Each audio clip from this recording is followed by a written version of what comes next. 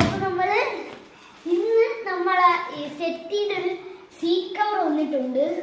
അത് നമ്മൾ ഈ സെറ്റ് വാങ്ങിച്ചത് ഫേസ്ബുക്കിൽ നിന്നാണ്. അപ്പൊ നമുക്ക് ഈ സീറ്റ് കവറാണ് അത് നോക്കാം.